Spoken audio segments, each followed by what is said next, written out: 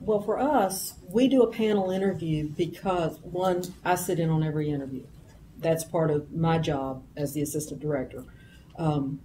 Most of you may not know this. We also have a museum that is a part of the library in High Point. So we have 85 positions, of which 72 are currently filled.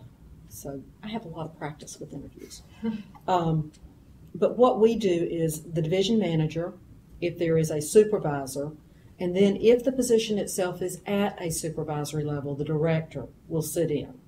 This gives everyone who is going to be working directly with that person on a supervisor or higher level the opportunity to get to know them. So that is why we do a panel interview. It has been years, to be honest with you, since I have had one-on-one interviews. I have not done that for probably 15 years. So I am not the best one to speak to the differences. I think this is much better because you have, what we do after the interview is we all sit down together and discuss, okay, what are the benefits of this person versus this person? What were your feelings about how this person will fit into the division? How will they work? Like I said, our main concern is hiring the right person. We can teach you skills. Anyone can learn skills. We need the right person in the right position. So we're kind of relying on a team approach to get to know you in that interview. And I think that team interviewing approach is going to be just very commonplace in the future because that's what organizations want their employees to do, is to be able to work as a part of a team. It's the days are sort of over where you just sit in your office and you just take care of yourself. You know, you need to be someone that is collaborative and communicates well and, you know, struggles to make their eye contact, you know, and follows the body language and all that stuff. And then anybody who's sort of invested in you, what you're going to do to help make them more effective, they're going to want to be on the interview too to hear what you have to say. And so it gives them kind of a role in the hiring decision. They may not always have the final word, but their opinion counts for a lot. And it can be a little intimidating to walk into a room and see, you know, like 3 people or 10 people or 15 people.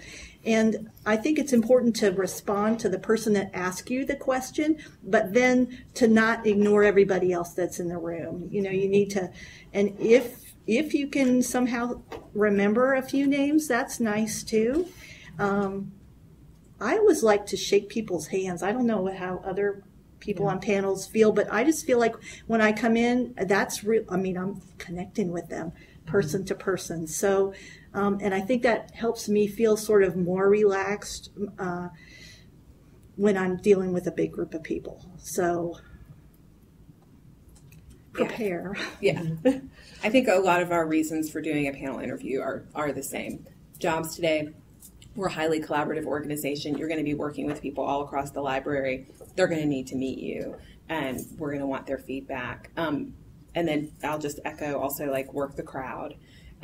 Just because you're interviewing for a cataloging job and you're in a room and there's only one cataloger, you don't need to keep going back to the cataloging person and talk only to them.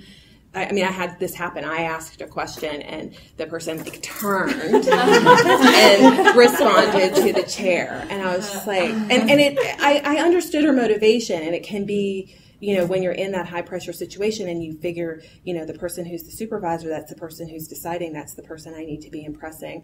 But all of us are going to be involved in this sit down, so be aware of that. Yeah, I think it's a lot of the same reasons, and I value it. To come from a different position here, I value it because I don't catch everything that's said because we're furiously taking notes. In the phone interview, there are 5 or 6 people from the search committee taking notes on the questions, and so different people pick up different things, and so that's just a part of it that I think helps us. And then we compare notes, and we have everybody's notes that we can read together, and to kind of follow on with the whole panel thing and getting it outside of just one person being in the interview. I'll tell you the academic UNC side of it as well is that after if you do get an interview and you're on site, then an email is then sent out to say, if you met with this candidate, please send us your comments. So it's not just the search committee's comments that are taken into account. It's everyone else that met with you. Now, I always have to stress, please don't comment on what they were wearing or the fact that, no catty comments about dress. It must be job interview related on the particular job. So, and I've chaired 2 or 3 search committees. I was trying to remember 2, I think. I've been on about 5 or 6 of them, and it's very, very useful because people pick up different things, and it's something that maybe I missed and didn't consider. So I think it's very much a get used to it, and that's going to very much be the